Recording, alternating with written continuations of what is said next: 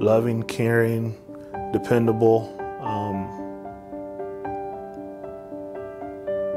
Man, just powerful. Words of which any man may hope would be said of him when his time comes to leave this earth. But these are just a few Marshall Collins Jr. uses to describe his father, Reverend Marshall Collins. Reverend Collins passed away last July at the age of 82, leaving behind a loving wife, 9 children, and an inspired Northport community. He was a big advocate for young children and underprivileged families. He always said, you got to reach them at a young age, plant the seed, and watch it grow. So Reverend Marshall Collins helped break the barriers between the different races that were living up here, the Hispanics, the whites, the blacks, and also Native Americans.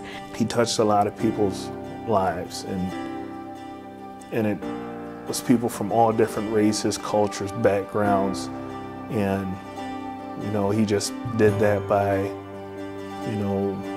preaching the gospel. Reverend Collins and his wife Mary traveled back and forth from Florida to Northport as migrant workers, starting in 1969 and finally settling in Northport in 1991. It seemed like no matter where we went, everyone knew my parents, everyone knew Reverend Collins and Mary Collins. Reverend Collins started his ministry in his early 20s after joining the Air Force. He spent the first 50 years of his career ministering and preaching in 49 states. In 1990, he became the pastor of Northport Indian Mission Church until he retired in 2000. Reverend Collins and his wife Mary left behind a ministry that was not only inspirational, but also unforgettable. His preaching style,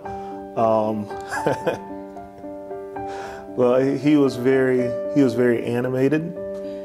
His voice would change. He'd get deep, and he'd say "woo," and he wasn't afraid to, just let it go. It came to the point that if my parents were coming to sing and preach at a church, a lot of the churches would take the flowers off the pianos because my mom would play the piano so hard that you could just see the flowers bouncing and getting ready to fall off. So. While in Northport, the family opened the Nature Gems Rock Shop, which is still open today. It was inspired by Collins' love and special connection to Petoskey stones. He just said, can you believe that our God created something so beautiful that can only be found in a certain part of the world here in Michigan. The stone was used as a conversation starter with strangers that often led to talks about Collins' faith in God. Some may wonder if Collins Jr. will ever follow in his father's footsteps. I told Dad, I said, you preach, I teach. I said, you like working with young kids, and I'm working with young adults and trying to, instill something positive in their life too. I can try to travel in them. I believe my feet can fit in them, but I won't be able to fill them.